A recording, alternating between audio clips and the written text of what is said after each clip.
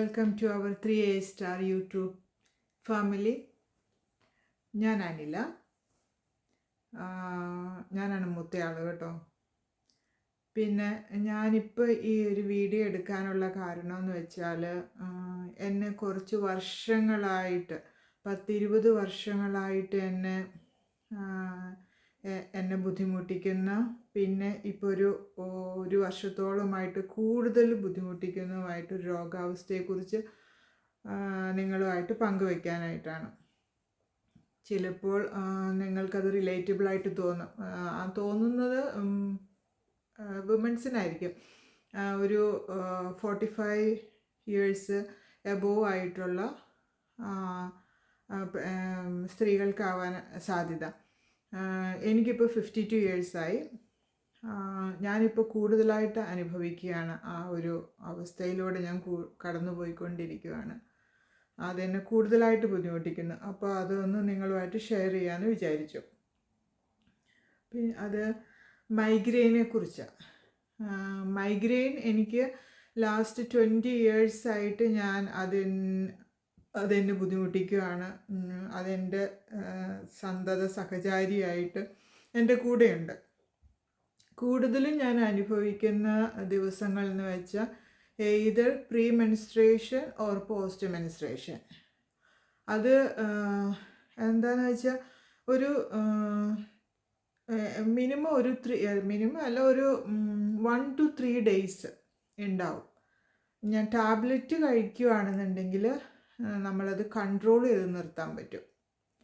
അപ്പോൾ ഞാൻ 10-20 വർഷമായിട്ട് ഞാനിങ്ങനെ ടാബ്ലറ്റ് കഴിച്ചുകൊണ്ടിരിക്കണം. ആദ്യമൊക്കെ നമ്മൾക്ക് അതിൻ്റെ സിംറ്റംസ് അനുസരിച്ച് നമ്മൾ എടുക്കേണ്ട മെഡിസിൻ എന്ന് വെച്ചാൽ വേദനയുടെ മരുന്ന് പ്ലസ് നമുക്ക് നോസിയയുടെ മരുന്നും കൂടെ എടുക്കണം.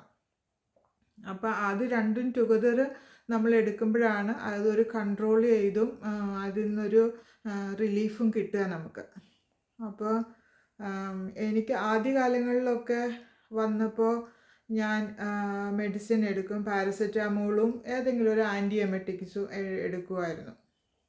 അതായത് ഛർദിക്കുള്ള ഏതെങ്കിലും ഒരു മരുന്ന്. അപ്പോൾ അത് കൺട്രോൾ ചെയ്ത് അങ്ങ് പോകുമായിരുന്നു, വലിയ കുഴപ്പമില്ലായിരുന്നു. പിന്നെ ആയപ്പോൾ പാരസെറ്റാമോളിൽ നിൽക്കാണ്ട് വന്നപ്പോൾ ഞാൻ ഡോക്ടറെ കണ്ടു.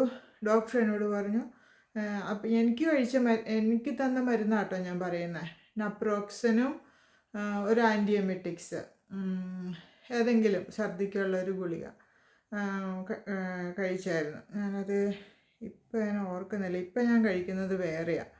അന്ന് ഞാൻ ഗൾഫിലായിരുന്നപ്പോൾ ഒരു ഡോക്ടർ എനിക്ക് പറഞ്ഞു തന്ന ഒരു മരുന്ന് ഞാൻ കഴിച്ചുകൊണ്ടിരുന്നത്, ഡോംപെരിഡോം. ഇപ്പോഴാണ് ഓർത്ത്. ഞാൻ നപ്രോക്സിനും ഡോംപെരിഡോമും കഴിക്കുമായിരുന്നു. അത് വെച്ചിട്ട് ഞാൻ എൻ്റെ പെയിൻ കൺട്രോൾ ചെയ്ത് പോയിക്കൊണ്ടിരുന്നു. വലിയ കുഴപ്പമില്ല. ചില മാസങ്ങളിൽ സിവിയർ ആയിരിക്കും. അപ്പോൾ ഞാൻ സിക്ക് ലീവൊക്കെ എടുത്ത് റെസ്റ്റ് എടുക്കും. ആ സമയത്ത് നമുക്ക് ചില ഒച്ചകളൊന്നും പറ്റത്തില്ല, ബ്രൈറ്റ് ലൈറ്റ് പറ്റത്തില്ല, വല്ലാത്തൊരു ബുദ്ധിമുട്ടായിരിക്കും. അപ്പോൾ അത് കഴിഞ്ഞ് പിന്നെ മരുന്ന് കഴിച്ച് ചിലപ്പോൾ റിപ്പീറ്റഡ്ലി 1, 2, 3 തവണയൊക്കെ ആ സെയിം ഡോസ് തന്നെ കഴിക്കേണ്ടതായിട്ട് വരും. ചില മാസങ്ങളിൽ ചില സമയത്ത് എപ്പോഴാണ് മൈഗ്രെയിൻ വരുന്നതെന്ന് വെച്ചാൽ ആ സമയത്ത് ചിലപ്പോൾ ഒരു ഡോസും കൊണ്ടൊക്കെ കുറയും. അത് എല്ലാവരുടെയും കാര്യമല്ല കേട്ടോ, എൻ്റെ കാര്യം ഞാൻ പറഞ്ഞത്. മൈഗ്രെയിന് പല റീസൺ ഉണ്ട്. എൻ്റെ സിറ്റുവേഷനിൽ എൻ്റെ കാര്യത്തിൽ വരുമ്പോൾ അത് റിലേറ്റഡ് ടു മെൻസ്ട്രേഷനാണ്. ഓക്കെ, അതാണ് premenstrual or post menstrual സൈക്കിളിനോട് ചേർന്നിട്ട് വരുന്നതാണ് എൻ്റെ മൈഗ്രെയിൻ എന്ന് പറയുന്നത്. അത് സഹിക്കാൻ മേല. അതൊക്കെ അനുഭവിച്ചിട്ടുള്ളവർക്ക് ഞാനിപ്പോൾ പറയുമ്പോൾ അവർക്ക് മനസ്സിലാവും.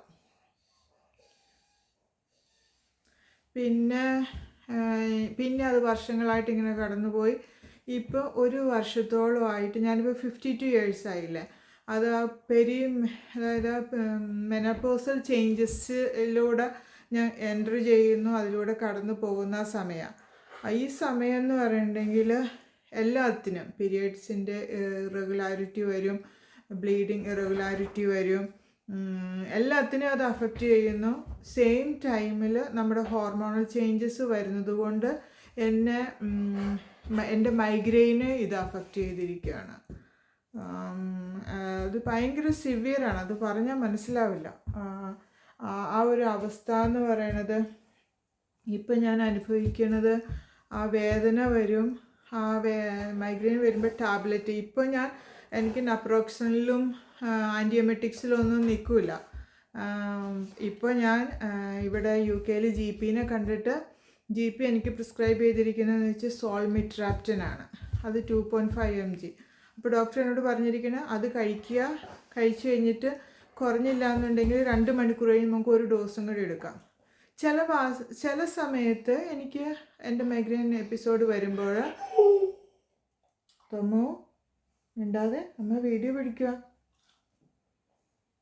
എൻ്റെ തൊമ്മു അറ്റൻഷൻ സീക്കിങ്ങാണ്. അവനെ ഒറ്റയ്ക്ക് ഇട്ട് കഴിയുമ്പോൾ അവനിങ്ങനെയാണ്. അവനെ കാണണോ? അവനെ കാണിച്ചു തരാം. തൊമ്മു ഹലോ പറഞ്ഞേ. വേണ്ടേ? ഹലോ പറയണില്ലേ? ഓക്കെ.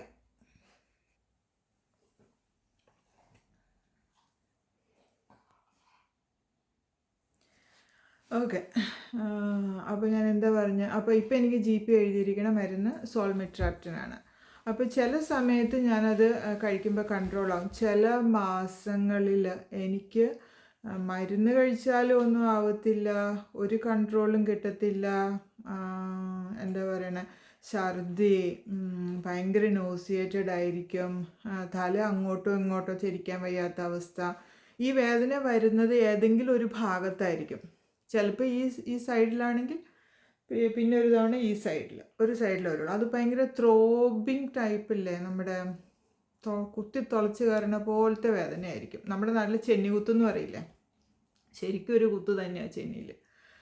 പിന്നെ അത് കഴിഞ്ഞാൽ ഞാനിപ്പോൾ സോൾമിട്രാപ്റ്റൻ കഴിച്ചു. അത് കഴിഞ്ഞു അതിൻ്റെ കൂടെയാണ് ഈ മെനോപോസൽ ചേഞ്ചസും കൂടി ആയിട്ട് വരുന്ന എന്താ പറയുന്നത്, ദേഹം മുഴുവൻ ഇപ്പോൾ എന്നെ ഒരു ചാക്കിൻ്റെ അകത്തിട്ട് കല്ലിലേക്ക് അടിക്കുമ്പോൾ ഉണ്ടാകുന്ന ഒരു പ്രതീതി എനിക്ക്.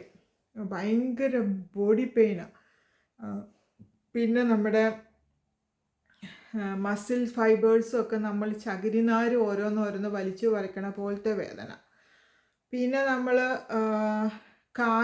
ചെറിയൊരു ഇതടിക്കും പോലും, നമ്മൾ വേഗം നടക്കുമ്പോൾ പോലും നമുക്ക് ബോഡിക്ക് ഭയങ്കര പെയിനാണ്. ഇതൊക്കെ എങ്ങനെ വരുന്നു എന്നുള്ളത് എനിക്ക് അറിഞ്ഞുകൂടാ, ഈ ഹോർമോണൽ ചേഞ്ചസ് എന്ന് പറഞ്ഞ സാധനം.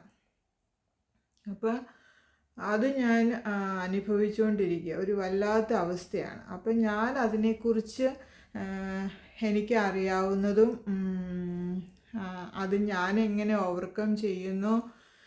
ഞാൻ വർക്കിങ്ങുമാണല്ലോ. ചില തവണ എനിക്ക് സഹിക്കാൻ വയ്യാണ്ടാകുമ്പോൾ ഞാൻ സിക്ക് ലീവ് എടുക്കും. കാരണം നമ്മൾക്ക് പോയിട്ടുണ്ടെങ്കിൽ ഒരു കാര്യത്തിൽ നമുക്ക് കോൺസെൻട്രേറ്റ് ചെയ്യാൻ പറ്റത്തില്ല. നമ്മളിങ്ങനെ ഓർമ്മിപ്പിച്ചുകൊണ്ടേ ഇരിക്കും, എൻ്റെ തല ഇവിടെയുണ്ട്, എൻ്റെ തല ഇവിടെയുണ്ട്. ഭയങ്കര ഹെവിനെസ് ഫീലിംഗ് ആയിരിക്കും. അത് ഒട്ടും വയ്യാത്ത ഒരവസ്ഥയാണത്. പിന്നെ എനിക്കാണെങ്കിൽ നമ്മൾ ഉറങ്ങി കിട്ടിക്കഴിഞ്ഞിട്ടുണ്ടെങ്കിൽ ഉറക്കത്തിലൊന്നും അത്ര എന്നെ ഡിസ്റ്റർബ് ആക്കാറില്ല. പക്ഷേ നമ്മൾ വൺസ് എഴുന്നേറ്റ് കഴിഞ്ഞാൽ പതുക്കെ തുടങ്ങും ഒരു ഡള്ളിലേക്ക്. പിന്നെ ഒരു കുറച്ച് നേരം അവേഴ്സ് കഴിയുമ്പോഴത്തേക്കും ഭയങ്കര സിവിയർ പെയിനായിട്ട് വരും. അത് ആർക്കും വരാതിരിക്കട്ടെ, അത് അനുഭവിക്കുമ്പോഴേ നമുക്ക് അതിൻ്റെ ബുദ്ധിമുട്ട് അറിയത്തുള്ളൂ. കുറേ ആളുകൾ ഇങ്ങനെ അനുഭവിക്കുന്നുണ്ട്, എനിക്കറിയാം. അപ്പം നമുക്ക് അതിനെക്കുറിച്ച് ഒന്ന് ഡീറ്റെയിൽ ആയിട്ട് ഒന്ന് നോക്കാൻ, എനിക്കറിയാവുന്ന വിവരങ്ങളാണ്, ഒന്ന് ഡീറ്റെയിൽ ആയിട്ട് നോക്കാമെന്ന് വെച്ചു. എന്താണ് മൈഗ്രെയിൻ്റെ ലക്ഷണങ്ങൾ എന്തൊക്കെയാണ്, മൈഗ്രെയിൻ ആർക്കൊക്കെ വരാം. കുട്ടികളിലൊക്കെ വരവ് കുറവാണ് കേട്ടോ. മെയിൽസ് ആണുങ്ങളിലും പുരുഷന്മാരിലും കണ്ടുവരുന്നത്, അവർക്ക് കാണും, മൈഗ്രെയിൻ കാണും. പക്ഷേ മെനോപോസൽ റിലേറ്റഡ് ആയിട്ടുള്ളതും മെൻസ്ട്രൽ റിലേറ്റഡ് ആയിട്ടുള്ള മൈഗ്രെയിൻ ഒന്നും അവർക്ക് ഉണ്ടായില്ലല്ലോ. അതിനെക്കുറിച്ചാണ് ഞാൻ കൂടുതൽ നോക്കിയിരിക്കുന്നത്. പിന്നെ പറഞ്ഞാൽ അതിൻ്റെ ട്രീറ്റ്മെൻറ്റ്, അതിൻ്റെ നമ്മുടെ ലൈഫ് സ്റ്റൈൽ ചേഞ്ചസ് ഒക്കെ എങ്ങനെ അതുമായിട്ട് ജീവിച്ചു പോകുന്നു, അതിനെക്കുറിച്ചൊന്ന് നോക്കാമെന്ന് വിചാരിച്ചു. അതൊന്ന് നിങ്ങളുമായിട്ട് ഷെയർ ചെയ്യാമെന്ന് വിചാരിച്ചു. അപ്പോൾ നമുക്ക് ആദ്യമേ തന്നെ മൈഗ്രെയിൻ എന്താണെന്ന് നോക്കാം. മൈഗ്രെയിൻ എന്ന് വെച്ചിട്ടുണ്ടെങ്കിൽ ഒരു ന്യൂറോളജിക്കൽ കണ്ടീഷനാണത്. അതായത് നെർവ്സിനെയും ബ്ലഡ് വെസൽസിനെയും ബാധിക്കുന്ന ഒരു കാര്യം അത്. ആ സമയത്ത് നമ്മുടെ ബ്രെയിനിലെ ബ്ലഡ് വെസൽസിനെയും നെർവസ് സിസ്റ്റത്തെയും ബാധിക്കും. ചില ആളുകൾക്ക് അത് എന്താ പറയുക, വേദന എന്ന് പറയുന്നത് ഒരു സൈഡിലായിരിക്കും. സാധാരണ അങ്ങനെയാണ് കാണുന്നത്, ഒരു സൈഡിലായിരിക്കും. ഭയങ്കര ത്രോബിങ് ടൈപ്പ്, അതായത് ഇങ്ങനെ തള്ളുന്ന പോലത്തെ ഒരു ഭയങ്കര ഒരു പെയിൻ. അതിനോടൊപ്പം ഒരു ഹെവിനെസ്സും കാണും തലയ്ക്ക്. അതാണ് മെയിനായിട്ടുള്ളത്. പിന്നെ നമ്മൾ ഫീൽ ചെയ്യുന്ന അതിൻ്റെ ഒപ്പം നോസിയ, അതായത് ഓക്കാനം, ഛർദ്ദിക്കാൻ വരവ്, പിന്നെ ഛർദി, വൊമിറ്റിങ് കാണും. പിന്നെ മെയിനായിട്ടുള്ളൊരു കാര്യം, നമ്മൾ വൊമിറ്റ് ചെയ്ത് കഴിഞ്ഞാൽ ഉണ്ടല്ലോ ഒരാശ്വാസമുണ്ട്. പക്ഷേ അതും ഒരു വല്ലാത്ത അവസ്ഥയാണെന്നുള്ള.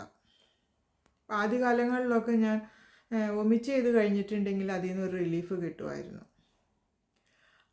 അങ്ങനെയാണ് പെയിൻ വരുന്നത്. പെയിൻ വരാൻ സാധ്യതയുള്ള മൈഗ്രെയിൻ വരുന്ന ആൾക്കാർക്ക് ചിലപ്പോൾ ഒരു കാരണം കിട്ടാൻ നോക്കിയിരിക്കുമായിരിക്കും മൈഗ്രെയിനിങ് വരാൻ. ഒരു ഭയങ്കര ലൈറ്റ് ചേഞ്ചസ്,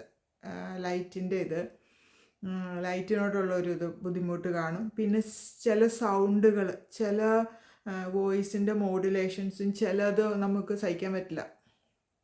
അത് പിന്നെ എന്താ പറയണേ, ചില ഫുഡ്, ചില ചോക്ലേറ്റിൻ്റെ ചിലതൊക്കെ കഴിക്കുമ്പോൾ ചിലർക്ക്. പക്ഷേ എനിക്ക് ഫുഡ് റിലേറ്റഡ് ആയിട്ടൊന്നുമില്ല. അപ്പം നമ്മൾ മൈഗ്രെയിൻ ഇങ്ങനെ വരുന്ന ആൾക്കാർ ആദ്യമേ തന്നെ ഒരു ഡോക്ടറെ കാണുക.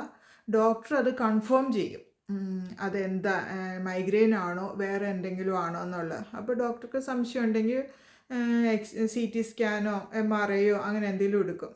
അല്ല, ഡോക്ടർക്ക് അത് മൈഗ്രെയിൻ ആണെന്ന് കൺഫേം ചെയ്ത് കഴിഞ്ഞാൽ അതിൻ്റെ ട്രീറ്റ്മെൻറ്റ് നമുക്ക് തരും.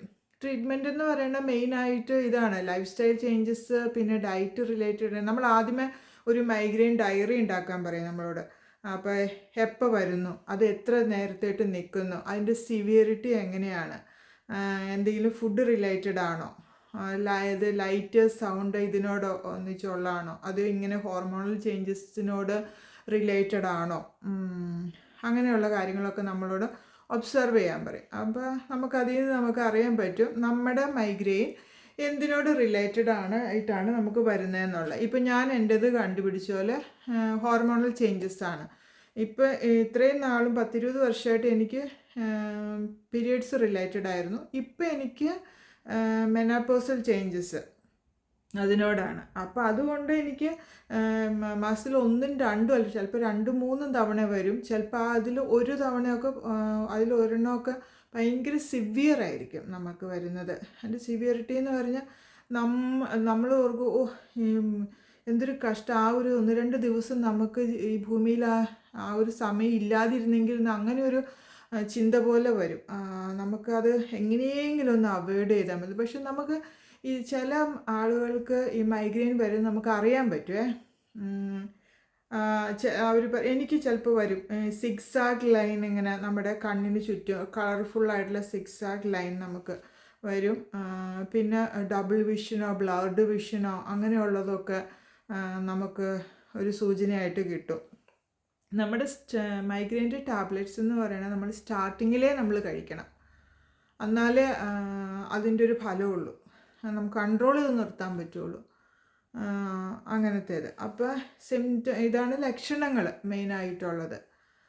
നമ്മൾ ഡയറി ഉണ്ടാക്കി കഴിയുമ്പോൾ നമുക്ക് അതിൽ നിന്ന് മനസ്സിലാവും എന്തുകൊണ്ടാണ് നമുക്ക് മൈഗ്രെയിൻ, നമ്മുടെ മൈഗ്രെയിൻ്റെ കോസ് എന്താണെന്നുള്ളത്. പല കോസുകളുണ്ടല്ലോ. അത് കഴിഞ്ഞ് ഇപ്പോൾ നമ്മൾക്ക് മൈഗ്രെയിൻ വന്നു, അപ്പോൾ നമുക്ക് എന്ത് ചെയ്യണം, പിന്നെ ഇതായിട്ടുള്ള എന്താ പറയണേ, ഞാൻ പറഞ്ഞല്ലോ ഇത് ചിലപ്പോൾ 4 മണിക്കൂർ മുതൽ 72 hours വരെ നമുക്ക് ചിലപ്പോൾ നമ്മൾ അനുഭവിക്കും ഇത്. അപ്പോൾ അതിന് മെയിനായിട്ട് നമുക്ക് വരുന്ന ഡോക്ടറെ കണ്ടു കഴിയുമ്പോൾ ടാബ്ലറ്റ്സ് തരും, പിന്നെ ലൈഫ് സ്റ്റൈൽ ചേഞ്ചസ്. പിന്നെ എനിക്ക് ഇതിൻ്റെ കൂടെ ബ്ലഡ് പ്രഷറും കൂടാൻ തുടങ്ങി.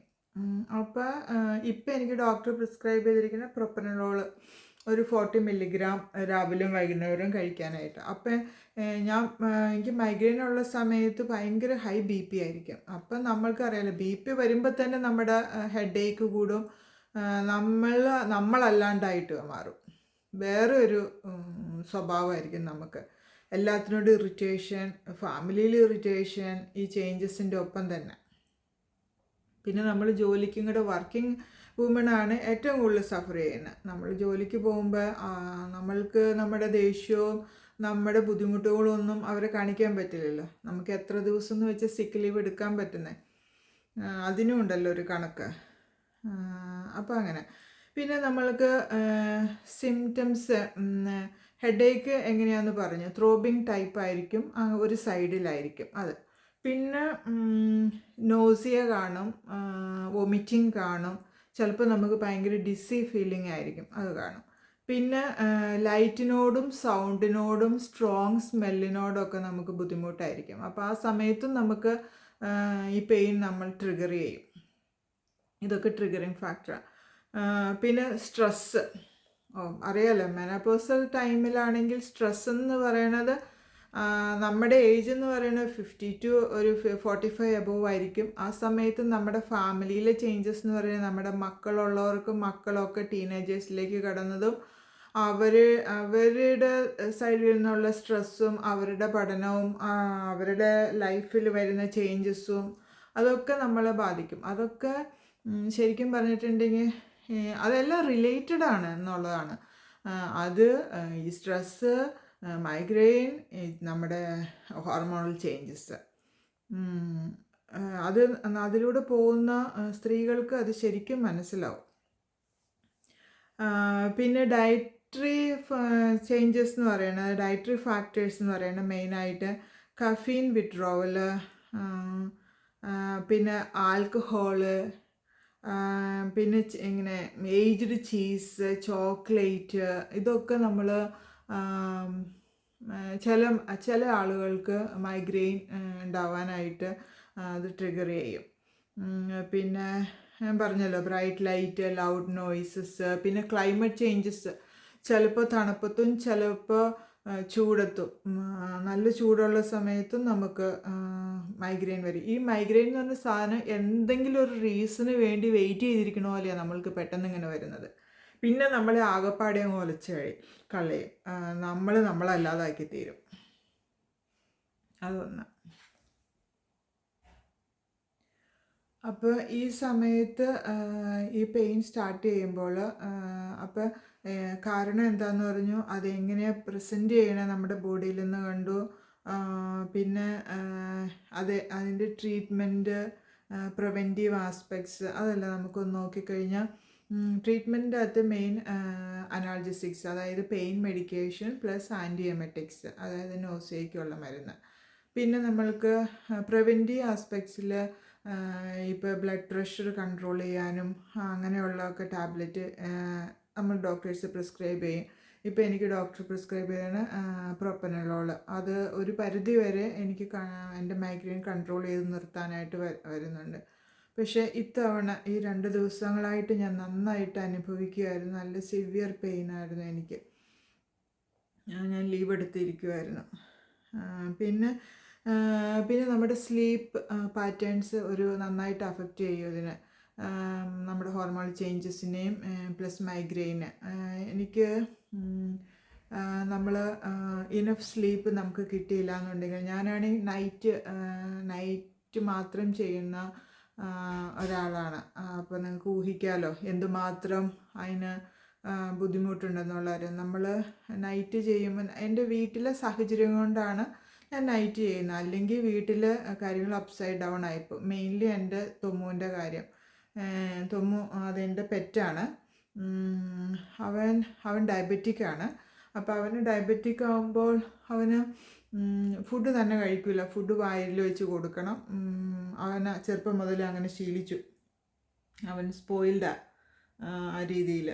പിന്നെ അവന് ഇൻസുലിനുണ്ട്, രാവിലെ വൈകുന്നേരം ഇൻസുലിനുണ്ട്. അപ്പോൾ ഭക്ഷണം കൊടുത്തതിന് ശേഷം ഇൻസുലിൻ കൊടുക്കണം. അപ്പോൾ അതിൻ്റെയൊക്കെ ടൈം അറേഞ്ച് ചെയ്യാനായിട്ട്, മാനേജ് ചെയ്യാനായിട്ട് ഞാൻ നൈറ്റ് ഷിഫ്റ്റ് ചെയ്യുന്നു. അപ്പോൾ അതും എന്നെ ബാധിക്കുന്നുണ്ട്. അപ്പോൾ നന്നായിട്ട് ഉറങ്ങാൻ പറ്റിയില്ലെങ്കിൽ അത് ഭയങ്കര ബുദ്ധിമുട്ടാണ് നമുക്ക്. പിന്നെ ബാലൻസ്ഡ് ഡയറ്റ്, ധാരാളം വെള്ളം കുടിക്കണം നമ്മൾ. അതൊരു മെയിൻ കാര്യമാണ്. നന്നായിട്ട് വെള്ളം കുടിക്കണം, നന്നായിട്ട് ഹൈഡ്രേറ്റ് ചെയ്യണം നമ്മുടെ ബോഡിയെ. പിന്നെ എക്സസൈസ് ചെയ്യുന്നവരാണെങ്കിൽ കൺസിസ്റ്റൻ്റ് ആയിട്ട് എക്സസൈസൊക്കെ ചെയ്യണം. പിന്നെ അതെന്താ മെയിനായിട്ടുള്ള ടാബ്ലറ്റ്, മെഡിക്കേഷൻ, ലൈഫ് സ്റ്റൈൽ ചേഞ്ചസിലുള്ള നമ്മൾ ഇനഫ് റെസ്റ്റ്, സ്ലീപ്പ്, നമുക്ക് ആവശ്യമായിട്ടുള്ള റെസ്റ്റും സ്ലീപ്പും വേണം. പിന്നെ ധാരാളം വെള്ളം കുടിക്കണം, നമ്മൾ നല്ലൊരു ബാലൻസ്ഡ് ഡയറ്റ് കഴിക്കണം. പിന്നെ ഇങ്ങനെയൊക്കെ ചെയ്തിട്ടുണ്ടെങ്കിൽ ഒരു പരിധി വരെ നമുക്ക് കൺട്രോൾ ചെയ്ത് നിർത്തി നമ്മുടെ ലൈഫ് ഇതുമായിട്ട് അഡ്ജസ്റ്റ് ചെയ്ത് നമുക്ക് മുന്നോട്ട് പോകാൻ പറ്റും. ബട്ട് സ്റ്റിൽ ചില സന്ദർഭങ്ങളിൽ നമ്മുടെ കയ്യിൽ നിന്ന് വിട്ടുപോകും. അത് വേറൊരു കാര്യം. അത് നമുക്ക് എന്താ പറയണേ, ബുദ്ധിമുട്ടാണ് അത്. നമുക്ക് എല്ലായ്പ്പോഴും നമ്മുടെ മൂഡും എല്ലാം ഒരേപോലെ ആയിരിക്കില്ലല്ലോ. നമ്മുടെ സാഹചര്യങ്ങളും നമ്മൾ ജീവിക്കുന്ന അന്തരീക്ഷവും നമ്മുടെ വെതറും ക്ലൈമറ്റും ഒന്നും സ്ഥിരമായിട്ടുള്ളതല്ലല്ലോ. അപ്പോൾ അതനുസരിച്ച് നമ്മുടെ ഹോർമോണൽ ചേഞ്ചസ് വരും, നമ്മുടെ ബോഡിയെ അഫക്റ്റ് ചെയ്യും, എല്ലാം നമ്മളെ അഫക്റ്റ് ചെയ്യും. പക്ഷേ നമ്മൾ കുറേ കാര്യങ്ങളൊക്കെ നോക്കിയാൽ കൺട്രോൾ ചെയ്ത് നിർത്തി പോകാൻ പറ്റും. അങ്ങനെ കൺട്രോൾ ചെയ്ത് നമുക്ക് ജീവിക്കാൻ പറ്റും. അപ്പോൾ ഇതൊക്കെയാണ് മൈഗ്രെയിൻ എൻ്റെ കൂടപ്പിറപ്പ് കുറിച്ച് എനിക്ക് പറയാനുള്ളത്. ഇത് ആരെങ്കിലുമൊക്കെ അനുഭവിക്കുന്നവരുണ്ടെങ്കിൽ അവർക്കിത് മനസ്സിലാവും. അപ്പം അനുഭവിക്കാത്തവർക്ക് അവർ ഓർക്കണം, ഇപ്പം നമ്മുടെ കൂടെ വർക്ക് ചെയ്യുന്നവരോ അല്ലെങ്കിൽ നമ്മുടെ വീട്ടിലുള്ളവരോ ഈ അവസ്ഥയിലൂടെ കടന്നു പോകുമ്പോൾ അവരെ ഹെൽപ്പ് ചെയ്യുക. അവരുമായിട്ട് എന്താ പറയണേ, അവരെ ആ രീതിയിലൂടെ ജീവിക്കാനായിട്ട് അഡ്ജസ്റ്റ് ചെയ്യാനായിട്ട് അവർക്കൊരു സപ്പോർട്ട് കൊടുക്കുക, ഒരു ഇമോഷണൽ സപ്പോർട്ട്, സൈക്കോളജിക്കൽ സപ്പോർട്ടൊക്കെ കൊടുക്കുക. അല്ലാണ്ട് അവരെ കളിയാക്കാനോ അവർക്കെന്നും ഈ തലവേദനയാണ്, ഈ മൈഗ്രെയിനാണ് എന്നും പറയണത് അങ്ങനെയൊന്നും പറയാണ്ടിരിക്കുക. കാരണം അതൊരു വല്ലാത്ത അവസ്ഥയാണ്. എല്ലാ രോഗാവസ്ഥകളും ബുദ്ധിമുട്ടാണ് ശരിക്കും, അതെനിക്കറിയാം. മൈഗ്രെയിൻ എന്ന് പറയുന്നത് ഞാൻ അനുഭവിച്ചുകൊണ്ടിരിക്കുന്നതും വർഷങ്ങളായിട്ട് ക്രോണിക്കായിട്ട് അത് എൻ്റെ കൂടെ ഉള്ളത് കൊണ്ടുമാണ് ഞാൻ അതിനെക്കുറിച്ച് പറയുന്നത്. ഈവൻ നമുക്കൊരു പനി വന്നാൽ നമുക്കറിയാം നമുക്ക് ബുദ്ധിമുട്ടാണ്.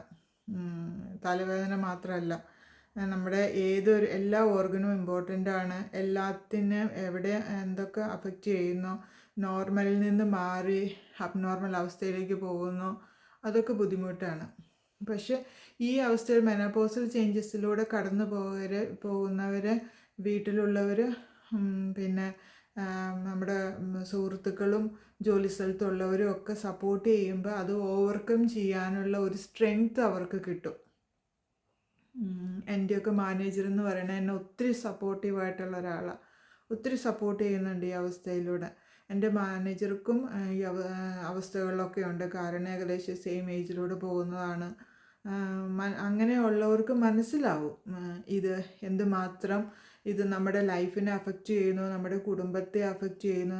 എൻ്റെ ലൈഫ് എന്ന് പറയുന്നത് എൻ്റെ മാത്രം ലൈഫല്ലല്ലോ, അത് എന്നോട് ചുറ്റിപ്പറ്റി നിൽക്കുന്നവരുടെയും ലൈഫും കൂടെയല്ലേ. ചില സമയത്ത് എൻ്റെ അവസ്ഥ കാരണം ചിലപ്പോൾ ഞാൻ അവരുടെ കാര്യങ്ങളിലൊന്നും ഭംഗിയായിട്ട് നടത്താൻ പറ്റിയെന്നിരിക്കില്ല. എന്തായാലും അങ്ങനെ മുന്നോട്ട് പോകുന്നു. ഒത്തിരി സന്തോഷം നിങ്ങൾ എന്നെ കേട്ടുകൊണ്ടിരിക്കുന്നതിന്. എല്ലാവർക്കും നല്ലൊരു ജീവിതം ഉണ്ടാകട്ടെ. എല്ലാവിധ സന്തോഷങ്ങളും ആശംസിക്കുന്നു. Thank you.